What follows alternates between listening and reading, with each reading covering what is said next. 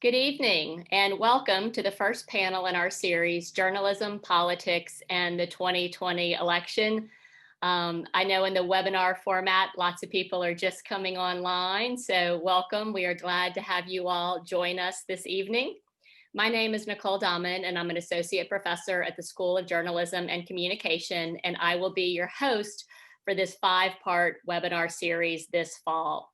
So our conversations for the next month are going to feature our faculty experts discussing key issues related to news, politics, and this historic period that we are all living through, from sports and social activism to race and gender and shared connections across rural and urban communities. We have designed this series for our UO students and the entire SOJC and UO communities, as well as for Oregonians across the state. The way this is going to work is we're going to first turn to our panelists for a moderated discussion about the topic for the evening. We hope that during that time you will learn a lot and that you'll also use the Q&A function available to you on Zoom to type in any questions that you may have. We will then read audience questions at 5:45. This event this evening is being recorded and it will be made available on our SOJC YouTube channel. Our moderator for this series is my colleague, Professor Seth Lewis. Professor Lewis is the founding holder of the Shirley Papay Chair in Emerging Media in the School of Journalism and Communication. He is a fellow with Columbia University, an affiliate fellow with Yale Law School, and a recent visiting fellow at the University of Oxford. He's also the director of our journalism sequence at the University of Oregon. Our two panelists for the evening are Professors Regina Lawrence and Brent Walth. Professor Lawrence is the Associate Dean for the SOJC in Portland and Research Director of the Agora Journalism Center. She's a nationally recognized authority on political communication, civic engagement, gender and politics, and the role of media in public discourse about politics and policy. She's also the author of Hillary Clinton's Race for the White House, Gender, Politics, and the Media on the Campaign Trail. Professor Brent Wolfe joined our journalism faculty after 30 years as an editor and reporter. He has worked as managing editor for Willamette Week, Oregon State Capitol correspondent for the Eugene Register-Guard, and as Washington, D.C. correspondent and senior investigative reporter for the Oregonian. He's a Pulitzer Prize winner and an alum of the political science and journalism programs at the University of Oregon. Seth? Great, thank you, Nicole, and thank you everyone for being here. We're incredibly excited about this series and really appreciate your willingness to join us for these conversations that are truly important at this particular moment. So we want to talk tonight, at least in part, about news coverage of politics and particularly of the election. And I think we should start with the most obvious and immediate news regarding the COVID-19 outbreak in the White House. President Trump, as many of you know, tested positive last week, was hospitalized over the weekend, and came out of the hospital just this evening.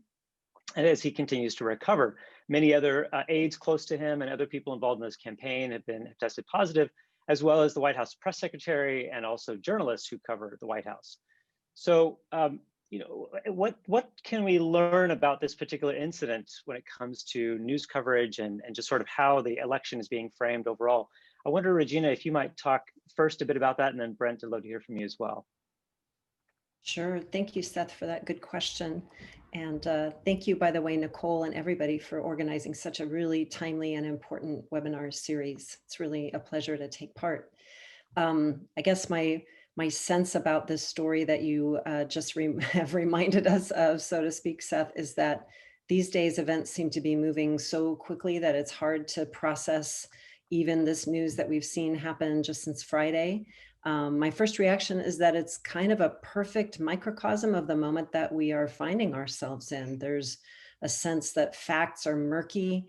There's a lack of credibility from White House spokespeople about the situation. You've got journalists struggling to figure out what's true. And that's, of course, made harder by the ways that the president has stoked distrust of the media. You've got politicization of a deadly virus. And the end result of all of this is public confusion, further polarization of the public around different sets of facts, depending on who everybody has been paying attention to and who they trust and believe. Thank you. Brent? What do you think about just the latest developments and how these things are being both portrayed in the news media as well as received by the public? Well, again, thank you for holding these sessions and for inviting us today. I agree with everything Regina just said. I think it's extraordinary when you consider that we have a president who was in the hospital, a victim of the pandemic that he's tried to deny. And the press, the news media, they're in a tough spot. You have to be deferential. We're talking about somebody who represents the office, as well as someone who's in a very tough race for re-election. And so the press has tried to be deferential, I believe, when it comes to describing what he's facing. But at the same time, there is a watchdog element here. Are the doctors or the physicians who are coming out on the steps of the hospital telling us the whole story? Turns out they weren't. In fact, one of the doctors actually said he wanted to spin the news in a happy way because he didn't want to give any information that would steer the course of the illness, as if the virus was going to be affected by happy news. It was all very strange. And I think the news media have done actually a pretty good job of balancing both reporting the events, which have come at incredible speed, and also the accountability, not only what the doctors have been saying, but also this chain of contagion, if you will, within the White House and within the Trump campaign. It's a very difficult balance to be both deferential and to be, stick to the facts, but also have to face what is really the truth and the context of this, which is the irony of Trump being hospitalized for this pandemic that he's tried to play down. Right. I mean, you mentioned the word unprecedented, and I think we can look at so many ways in which there are elements of the past several years, but this, election cycle in particular, where we can kind of point to unprecedented kinds of moments, incidents, and other things that I think have obviously upended a lot of maybe just assumptions and norms and standards about what we expect or what we sort of assume with regard to media and politics. One big area of kind of disruption, or at least kind of an upending of the norm, was related to the debate last week between Donald Trump and Joe Biden. I mean, certainly we've seen contentious, fractious debates in presidential elections of the past, but nothing really to the kind of extreme that we saw in last week's debate, and with the degree of interruptions and the degree of just kind of shouted hostilities, and then the reactions that emerged after that. Of course, many people reacting on social media, analysts, politicians, analysts reacting in the news. I'm curious, maybe how you both would talk. Brent, you first, but both of you, how you might kind of reflect on where that debate fits into kind of the larger story of media coverage and just the discussion of this particular moment.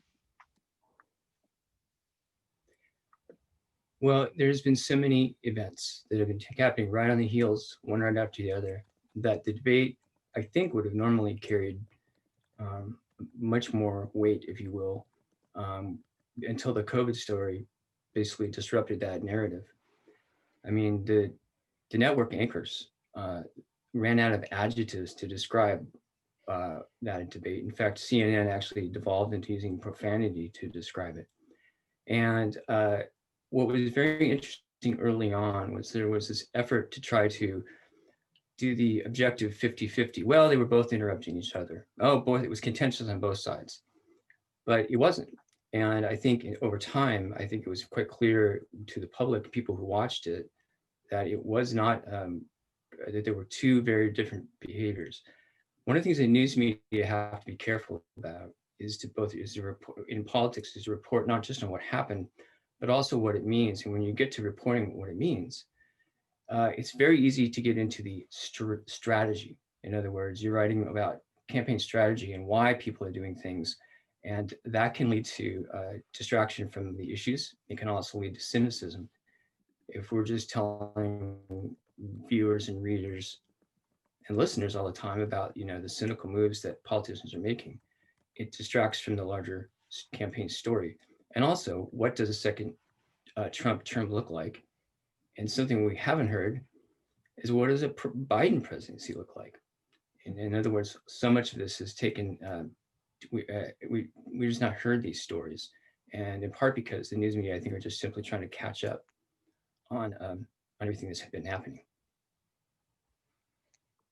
Yeah, I would really agree with everything Brent said. I think that debate truly was unprecedented. I honestly think that many of the journalists covering it were as shocked as many of the rest of us felt by the behavior of the president that evening. I think Brent is right about the tendency then to cover things like debates in terms of strategy. And in fact, we know that from decades of research that the go-to way for American journalists to cover campaigns and elections is to cover things in terms of the horse race and the strategy, the who's up, who's down, and why of campaigns. More than covering other aspects of the election. And it was really interesting to watch journalists sort of struggling to fit that debate performance into a strategy frame. Like, what was Trump's strategy by acting that way? I don't know if there was a strategy or not, but if it wasn't certainly any kind of conventional debate strategy that was easy to recognize. I would also say, I think that debate showed us that the TV debate format, in my view, has been problematic for a long time, but it might truly be broken. There was a lot of discussion after the debate about how the debate commission should change the rules. The moderator should have the power to cut the mic. Let's be honest, cutting Donald Trump's mic is not going to stop him from yelling if he wants to yell. Trying to enforce rules on a president who routinely disregards rules is probably not going to work. And it really shows, again, another microcosm. So much about the relationship between the president and the press is grounded in norms of behavior built up over decades. And when those norms crumble, we find very little underneath it all. And once the norm crumbles that you should actually, comport yourself with some civility and have some substance to what you're trying to say in a debate, once that norm crumbles, or even the simple norm of, if the moderator tells you it's not your time to talk, you abide by that. Once that's broken, what's left? And it really does make me wonder about the future of the TV debate format in particular. And I guess I'd say one other quick thing. I was really struck by the extent of the coverage the next day that focused on really what was overall a relatively small moment in the debate. It was hugely important, and I wondered if it would get a lot of attention, and indeed it did. And that was both the president's refusal again to disavow and condemn white supremacist and white nationalist movements and activists, and his language about, to the far right movements to, what was it that he said? Stand back, stand down. Stand by, stand back, stand by, by. right, Yeah. Sorry, I fumbled that. I was so struck by it in the moment. And I remember thinking, I wonder if that's going to be overlooked in the hubbub of, what a chaotic debate this has been. And it was not overlooked. I think it was probably one of the main storylines the next day. And, and I wonder if to some extent it wasn't overlooked. I mean, it's impossible to know, but perhaps social media plays a part in that, right? Because as people are tweeting about the debate and posting about it at home, obviously they can home in on a particular moment.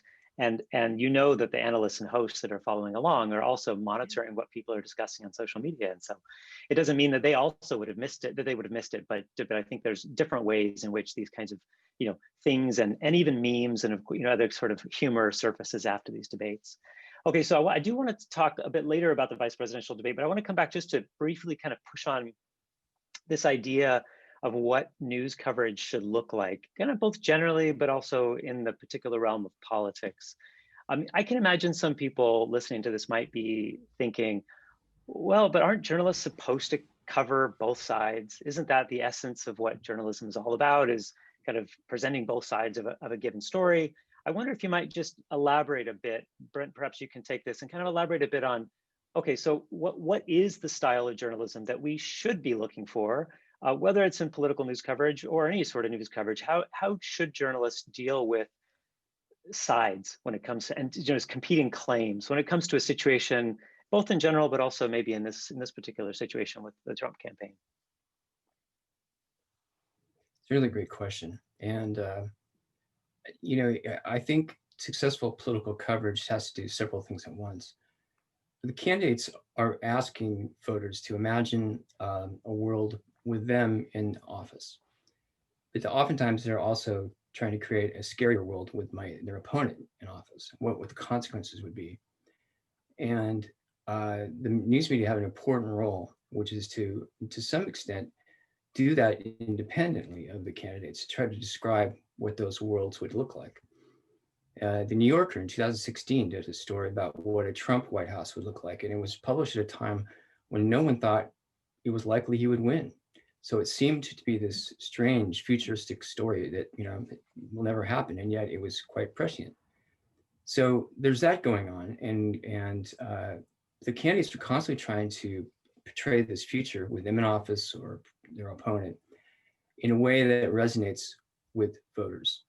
And our job in the media, the people covering these campaigns, have to both explain whether that has any possibility to be real, what their degree of reality, and also, to some extent, as we talked about before, the strategy behind why you're hearing what you're hearing. It gives voters an opportunity to sort of evaluate why they're hearing it, and the challenge is to balance that. And when a campaign like this one becomes overtaken by events, there's really very little chance to imagine what, let's say, a Biden presidency will look like. We know what a Trump presidency will look like. And the question really then becomes a referendum on, do you want 4 more years of this? I agree with Regina that the comment in the debate about white supremacy did have legs, and it probably would still be talked about right now if not for the president's COVID diagnosis. And I think one of the things that Trump is struggling with, and the media have done a pretty good job, I think, of characterizing, is that we know what 4 more years are going to look like. So the question then becomes, can they pivot toward Biden and say, well, what does a Biden presidency look like? It's not enough to simply say it won't look like Trump. And that is a huge challenge that so far, with all the events and distractions and truly unprecedented, occurrences, that I haven't heard yet. Yeah, and what I hear you talking about is the speed of the news cycle these days and how quickly things seem to come and go and sort of cycle out. And I want to talk about that, but just very briefly, Regina, I wonder if with the vice presidential debate happening a little bit later this week, I wonder if, given how you described the format being maybe, if not broken, at least increasingly out of step with just the political environment today, what do you think people should be thinking about or watching for with the vice presidential debate this week, as well as presumably other future presidential debates, which seem to be somewhat up in the air? What do you think we should be looking for at this point? Well, one thing that I think is interesting is that sometimes the vice presidential debates seem like, or people don't tune into them as much, or they seem perhaps less consequential. I don't think it'll seem that way this time, partly because of the nature of the vice presidential candidate on one side, who is an historic choice, but also because we got so little out of the first debate of any substance, that for viewers who actually tune in because they really do want to learn, as Brent said, what a presidency, on either side is going to look like and what the policy goals and plans are of each side, they might actually look to these 2 vice presidential candidates to spell it out in a way that the presidential candidates did not do in debate number 1. And so, to go back to Brent, to what you talked about with regard to how quickly things seem to change, prior to the debate, the big story was the $750, right? The figure that represented the amount of annual federal income taxes that Donald Trump paid in, I believe it was 2016 and 2017, in addition to some other, sort of not paying anything at all, not owing anything at all in certain years. So that dominated the headlines, but only for about a 24-hour or 48-hour period. And then, of course, the nature of the debate kind of overwhelmed that conversation. I wonder if Brent, you might kind of talk a bit about how does this type of news cycle that we're experiencing today, how does it compare to the past? I mean, we can look at a recent past, we can look at even a further back in the past, but what should we know about the nature of today's news cycle? Well, there isn't a news cycle; it's instantaneous, and that's the thing that has journalists of my generation and before, have had to adjust to, but journalists today have figured out that there is no cycle. It happens 24 hours. It can shift at any time. And this story about Trump's taxes is extraordinary when you think about it. Every president since 1976 have released their taxes until Trump came along, and everybody knew there had to be a reason.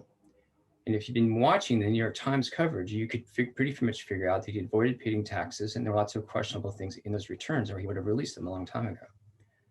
What was extraordinary to me about this was the timing of it, that they ran this out in the fall, right? Essentially in the fall of the campaign. But you were noting how quickly we seem to have moved on from it. Well, there was a couple things. One is, you locked on to what we call the killer fact, which was $750 is what he paid, if he paid anything. And people can compare that to what they pay and have some sense of that. It brings the story home. All those thousands of words in the New York Times wrote, that's the one thing that people can lock on to. But there's a couple of reasons why this may not have had, if we say legs, and it might have moved out of what would normally be a regular news cycle fairly quickly. One was, journalists are always looking for something that is goes against type. In other words, it is a surprise.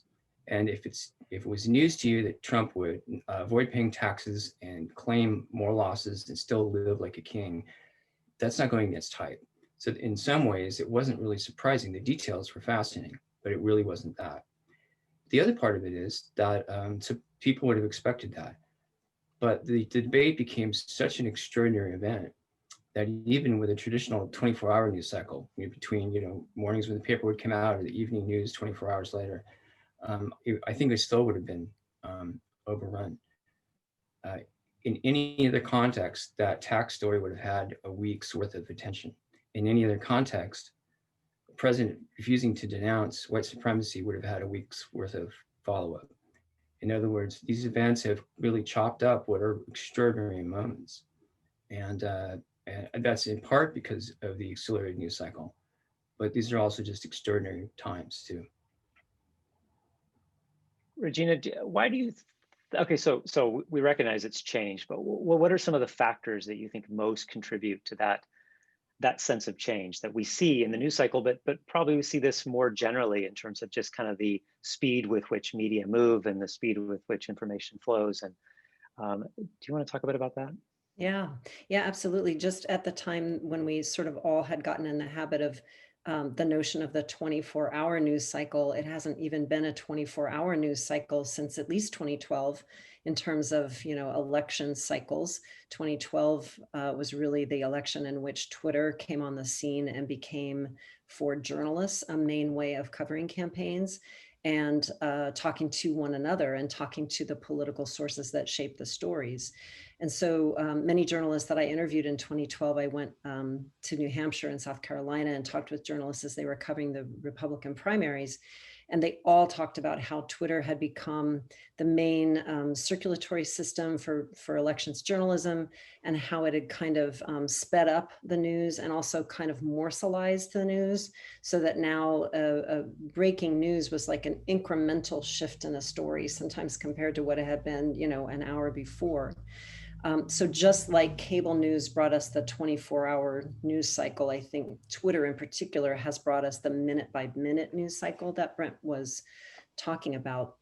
As social scientists, we like to ask big questions like, what's driving what? To what degree does the political system drive the media system, or the other way around? And it usually is going both ways, but I think the speeding up of the media via Twitter in particular, you can certainly see the kind of speeding up of politics, right? And sort of almost in response to that. And of course, now we have a president who lives a great deal of his day apparently on Twitter, and does a lot of his most consequential messaging via Twitter. So that's really driving journalists paying close attention to Twitter and spending a lot of their time there on Twitter as well. So I think you've got kind of this reinforcing cycle now in which I don't know what the end is going to be inside. I don't know how much faster the news cycle can become. yeah, what gets smaller than the tweet and what Yeah. gets faster than the kind of speed with which things move in that space. Right. Can I ask, And I think you're, go ahead, oh, I Brent. can Yeah, add fire. one thing about what, if I can, what Regina said. I completely agree. She really hit it on the head. Morsalizing. It's a great way to describe it. Yeah. You can have 10 tweets, and one of them happens to be the degree to which the president has avoided paying taxes in 20 years. And right next to it can be something just as trivial, but when you're looking at your phone, they all look the same. And it's where the news media used to have power was to be able to say, this is the most important story because we're leading with it, or it's on the front page, or we're going to dwell on it, spend more time on it. But that's been lost. The news media no longer have that ability to help citizens, voters, the audience focus through the framing. Now, some people say that's fine. We don't need the media to do that for us. But when you have stories that are of great consequence that would otherwise get attention but don't, then that's one of the great drawbacks of this instantaneous news cycle. And that's why I really appreciate what Regina just said, making morsels out of stories that should have greater life and depth. So. Yeah, that's a great point. I think morsalizing is a good way to describe it. I often just characterize it as a flattening effect. So when I tell students that, when you think about how, like, Facebook's a good example. If you look at the way the architecture of Facebook, any given link is served up in roughly the same way. There's no way really architecturally on the platform to tell if a story is coming from a reputable news site or from the Denver Guardian, a totally fabricated site that kind of grew to fame in the 2016 election. And so I think that's an example where the structure of social media breaks down certain cues, certain kind of like things that we recognize with regard to placement, length, font size, all these kinds of cues that help us to understand a degree of prominence and context and importance. And so certainly journalists have had to adapt to that environment with successes and failures, I think we can talk about. One thing that we wanted to discuss today was the comparison with 2016. There's been a lot of discussion about how things are similar or different to the last presidential election season. Polling is one area where I think people talk about it, and others just in terms of what journalists have or have not learned in the way they cover the election. So I wonder if, Regina, you might talk a bit about polling in particular, as well as other sort of issues that stand out when it comes to a comparison. And Brent, perhaps you can kind of walk us through a bit about what has happened to news coverage in terms of how it has or has not changed since 2016. That's a big question, Seth. So I'll try to move quickly, and I'm sure we'll have great questions in the Q&A. Obviously, 2020 is an election like no other, being carried out in the midst of a global pandemic, a massive economic downturn. We've got mail-in voting that's going to be used to a degree we've never used it in this country before. And now the president falling ill, perhaps seriously ill, just weeks before the election. I mean, we've never probably experienced anything quite like it. There are some similarities with 2016, and one of them is one of the candidates himself, of course, who was a candidate in 2016. And along with that, the important role of things like Fox News, the role of social media and the president's supporters on social media, the importance of Donald Trump's Twitter feed, as we were just talking about, and sort of driving and shaping the news agenda. The role of disinformation being very prevalent in at least some people's social media feeds. So all of those kind of background factors in a way, are pretty similar to 2016. And there's also an interesting similarity in that just as in 2016, Donald Trump, according to the polls, is behind in many states. I think there's a couple of key things that are different this time. Perhaps most importantly, I'm not sure, is that his opponent this time isn't Hillary Clinton. And as we all know, she had an awful lot of baggage as a candidate, built up over years of being in the public eye. She did not have a positive relationship with the National Press Corps. She hadn't had a good relationship with them for decades. So Biden is far from being a flawless candidate, but he does not have the degree of baggage that Clinton had. I think another thing that might be different this time is that journalists are now more accustomed to covering Donald Trump. Not that he ever ceases to surprise us, because he does, but I do think that many journalists, Brent and I were talking about this earlier today, Journalists are perhaps less hesitant now about calling out the president's falsehoods and kind of, building that right into their coverage of things he says when he says things that aren't true. And that's a little different than the first time around. I also think something I studied in conjunction with 2016, we don't see him being treated like a joke the way he was in 2016. So in 2016, he was way behind in the polls. He was not thought to be likely to be able to win. And he was seen as so unusual, so outside the norm for a presidential candidate that he was often treated as the punchline of a joke in a lot of news coverage, even in straight news coverage, not just on the op-ed pages. Something that I documented in a study with another scholar, Amber Boydston. And I think this time, if you went through and looked at the coverage, you wouldn't see him being treated as much like a joke. I think there's a level of seriousness, and the fact that COVID-19 hangs over everything now, and really still probably is the defining issue of the election, really does set it apart from 2016. Happy to talk about the polling, but I don't want to go on too long. Yeah, no, those are all wonderful points. Thank you, Regina. Mm-hmm. Mm-hmm. Oh yeah, I agree with all of that, and we should talk about polling later. But I think one of the big differences, in addition to everything Regina just mentioned, is that the process, the news media have not treated this as much like a horse race campaign as they did in 2016. The portrayal was that Hillary Clinton was ahead, that Donald Trump couldn't possibly catch up with her, but he was never really that far behind. And he was always close to the margin of error. And a lot of really smart people at the time said, look, with as much negative publicity as Trump was getting from September and October, video of him bragging about assaulting women, that there's going to be a percentage of voters who want to vote for him but won't admit it.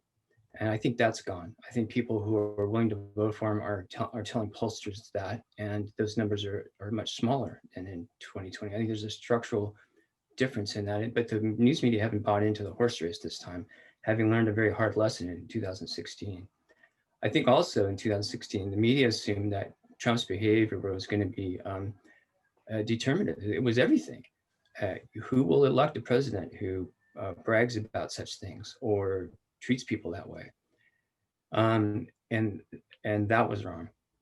But I think one of the key things has been, not just from this election, but really going forward from 2016, is news media have been willing to call out Trump in real time in ways that no politician has been called out before. And there's a good reason for it. I think the Washington Post has been tracking it, 20,000 falsehoods or more now. I may be wrong about the number, but it's approaching that. It hasn't exceeded it. And that shifted in the fall of 2016. The Washington Post was really the first paper to start to call him out directly. And that engenders arguments about partisanship, and it makes the news media appear to be one-sided. Well, journalists can't help the fact that one candidate is far more untrustworthy than pretty much any other.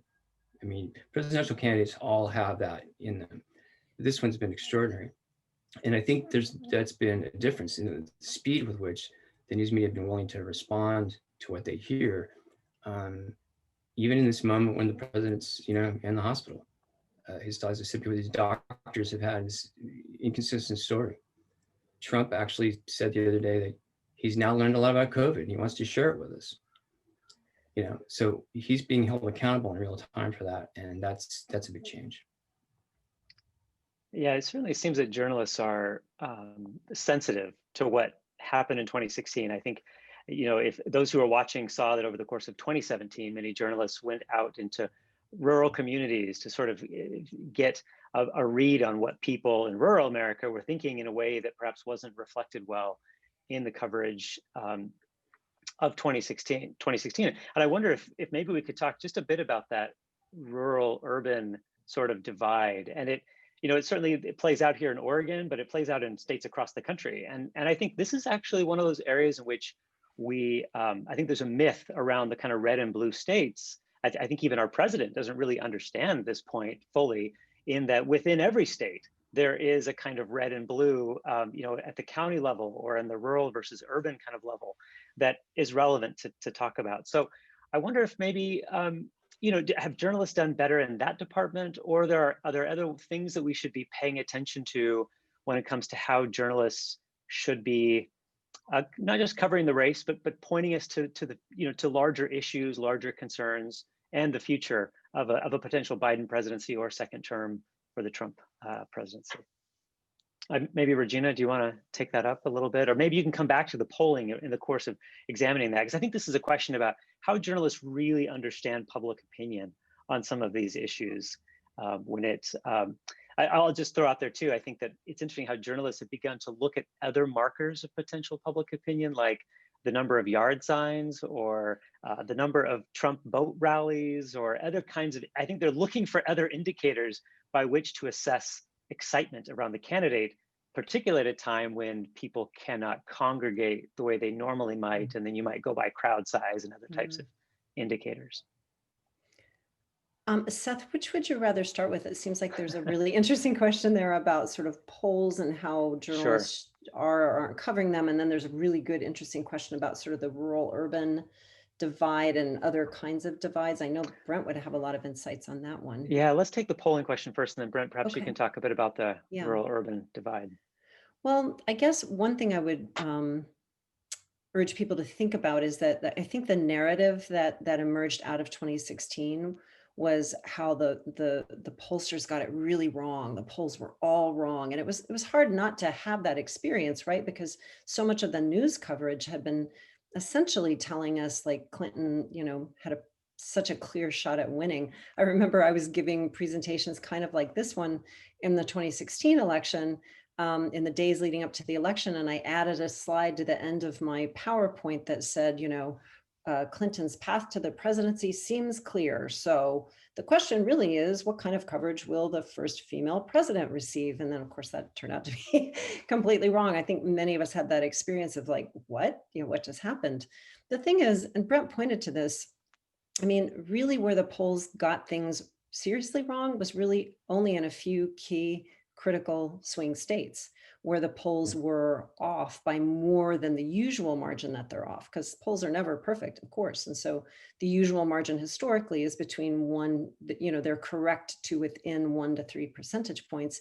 In a few key states, it turned out that the polls were wrong more than that. And that was really consequential because, of course, we have an electoral college. So even though Hillary Clinton won the popular vote by over 3 million votes, Donald Trump won the election with crowds that you could fit into an average size sports stadium in a couple of states.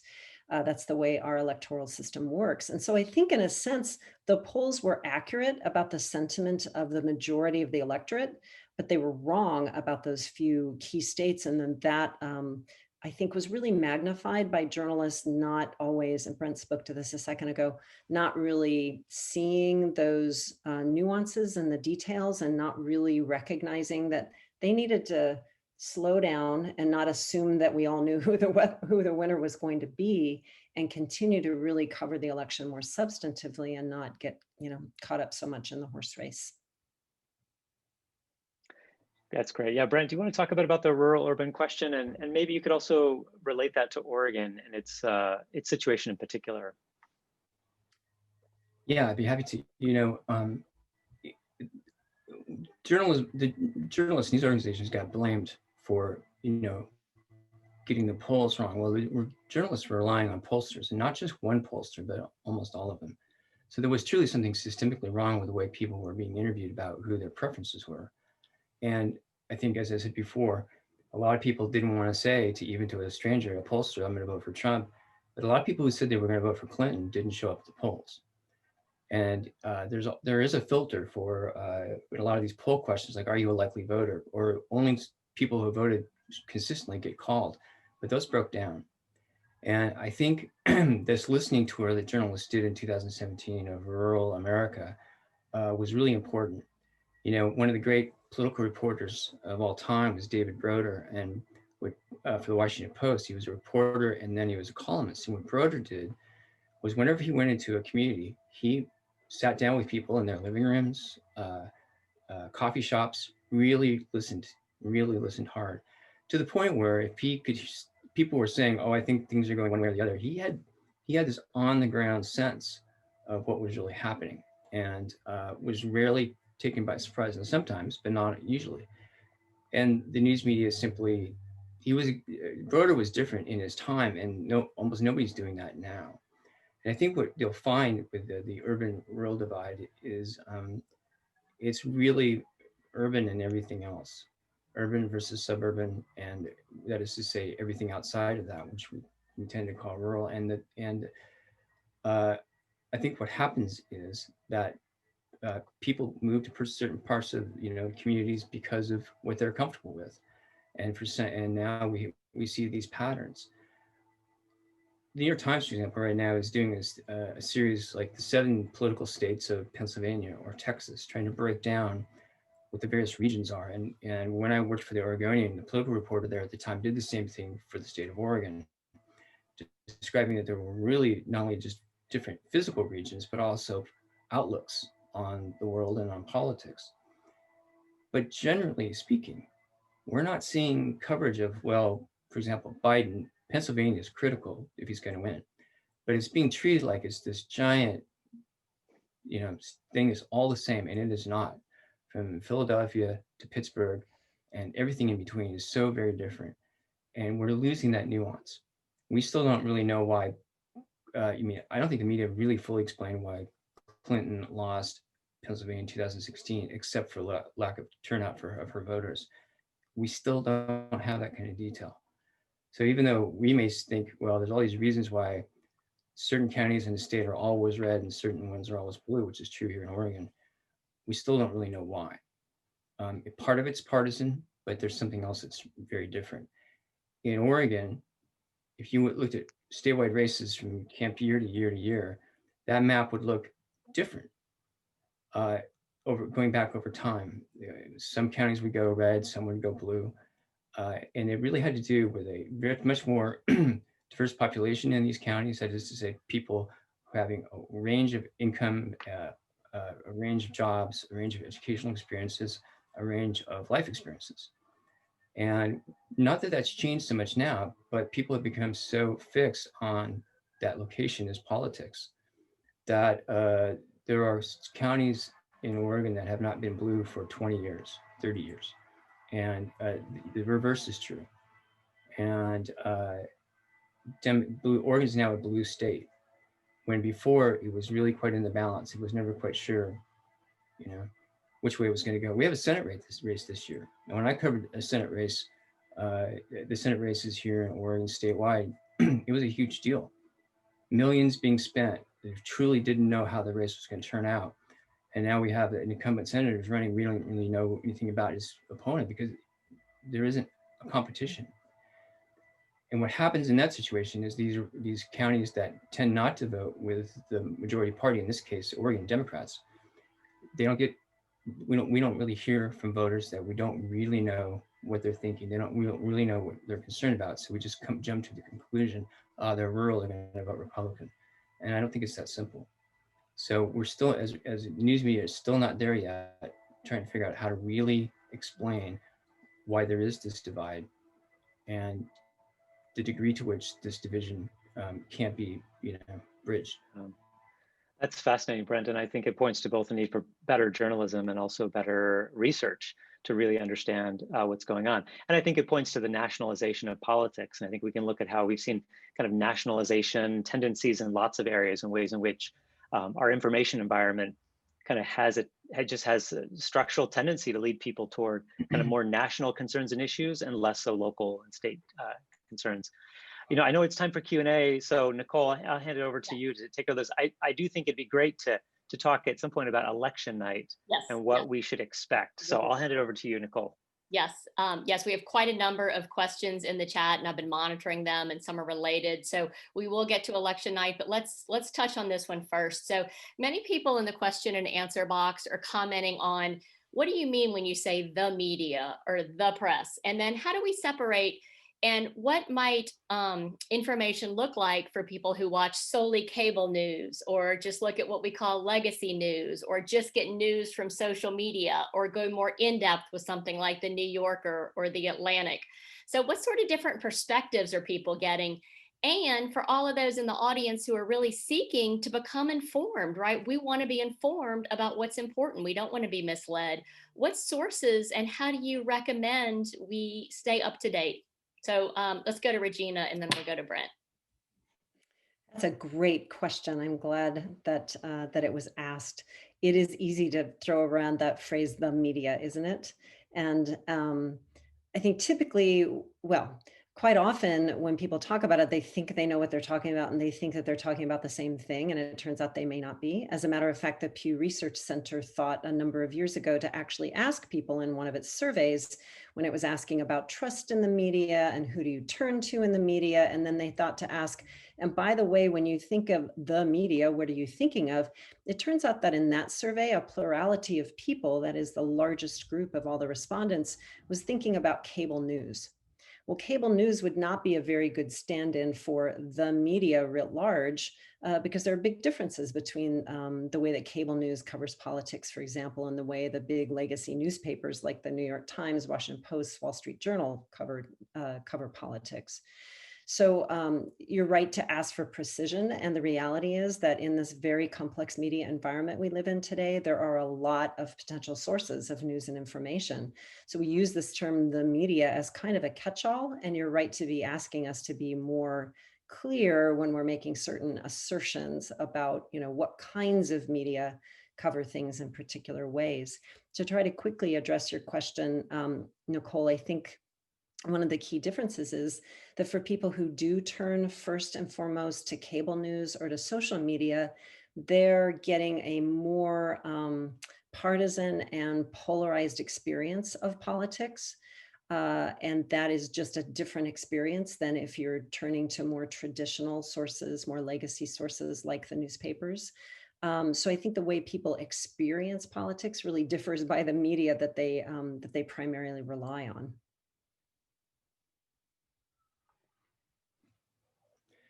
Yeah, I would agree with that. And not just that they rely on, but that they feel comfortable with. I mean, we really now have a partisan media in this nation, and that's not really been true. I know that a lot of people have wanted to accuse the news media, and when I'm talking about the news media, I'm talking about journalists primarily, that we were liberal, even though most newspapers were traditionally owned by conservative owners who endorsed conservative candidates. But now we really do have a divided news media landscape to some extent. There are territories that if you're liberal, you know where you're going to go. You're not going to watch Fox, and vice versa.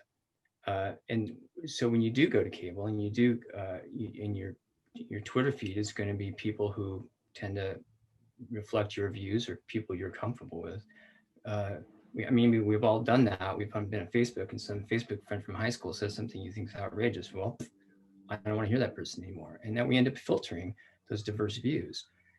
So when we're talking about media here, we're talking about news media. And by that, we're talking about people, journalists, working for news organizations of various sizes of different, various reach, all the way down from a local newspaper like the Eugene Weekly, Register Guard, right on up to New York Times, the Post, the Guardian, whatever. Truly trying to figure out what happened, what's true, what's accurate, what's the context, and what happens next.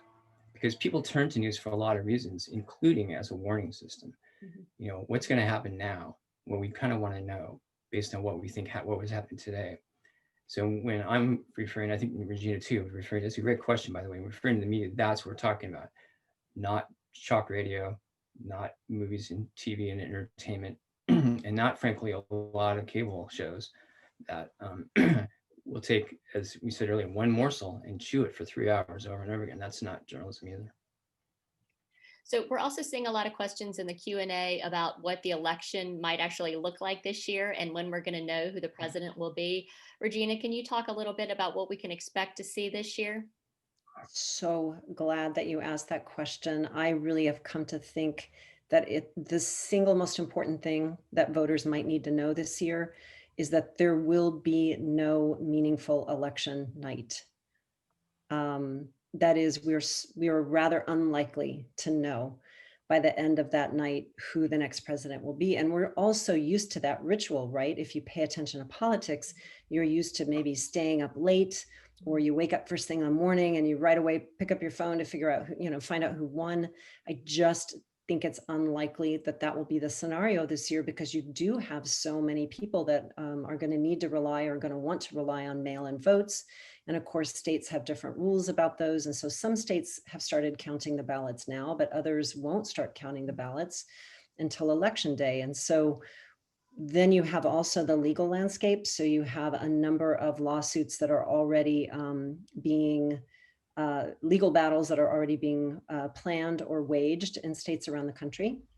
So it's possible that we won't know for a day or days or weeks who the next president really is. So to me, this is an absolutely critical point for citizens, and it's critical for journalists as well, particularly television journalists.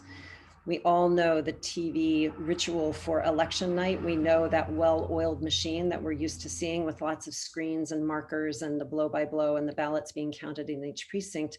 None of that is going to work this time, and it could be profoundly misleading and problematic. I think it's essential that TV journalists in particular take that time that they would normally devote to that kind of coverage and instead use it to educate the public about how the election process will work this year, because we have a process, we have rules and procedures and election officials that are in charge of those processes. We do need to give it time to all play out. And we need to have a careful eye on it, of course, but we need to not expect necessarily quick results. Good. So Brent, another question we're seeing a lot of in the Q&A relates to what should journalists be doing different, right? What should they be asking? How should they cover a president who breaks all norms? What would you like to see happen from a journalistic perspective in the next month? That's a really great question. One rule of thumb as a political journalist is you have to be extremely cautious as the election approaches.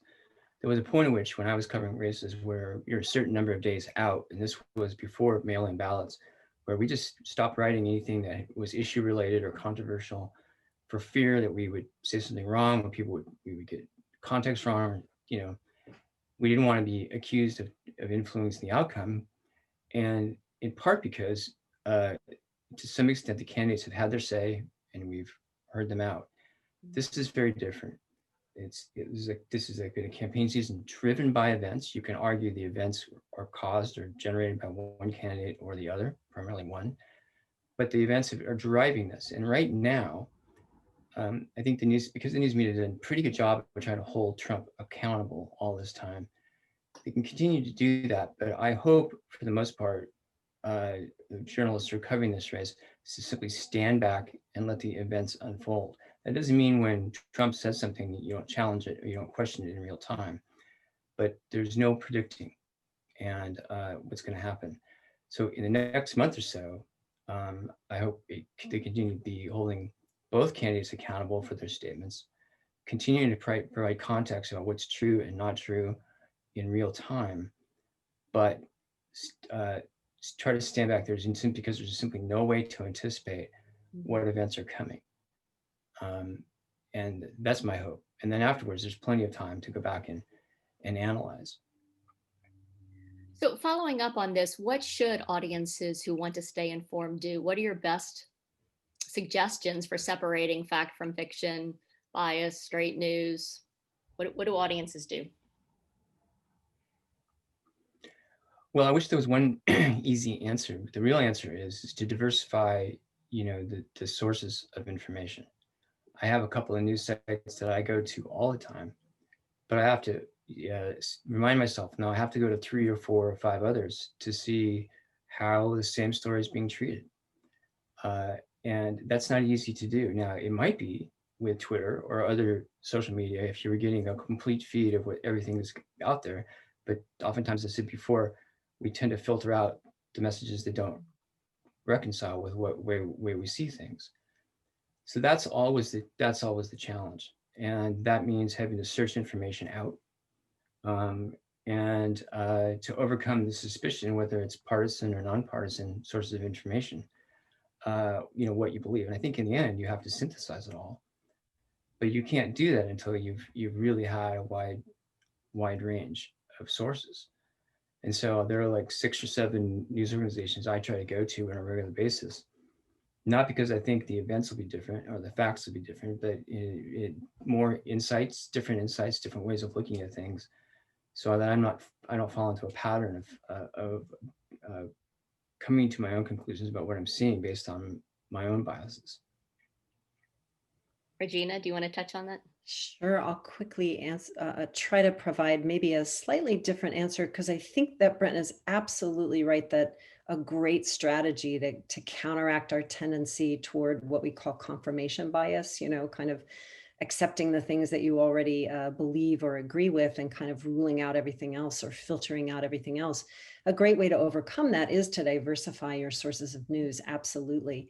I think the dilemma for the modern citizen is that there are so many sources of news and information. We are literally awash in news and information and strategic messaging of all kinds and entertainment media of all kinds.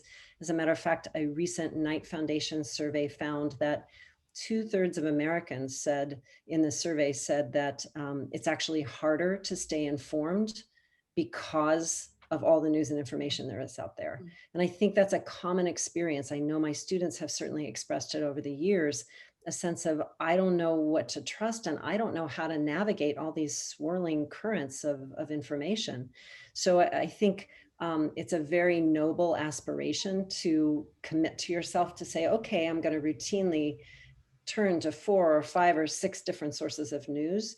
And if you are a social media user, like a Twitter user, for example, you can set your feed to help you do that, right? And don't give in to the temptation to cancel or to stop following sources that you find you disagree with. But for a lot of people, that's not going to be the strategy that they're going to take to navigate that complicated environment. So for a lot of people, the strategy is to find 1 or 2 or maybe 3 sources that you do trust. And so the question really becomes then, how do you decide that those are the news organizations that you really want to place your trust in? So as we close out this first panel in our series, one final thought, Brent and Regina, from each of you to this question. We have a lot of audience members tonight who are going to be voting for the first time for President of the United States. And quite frankly, and understandably, many young people have become turned off and really bothered by what they're seeing in politics today and even in political journalism today.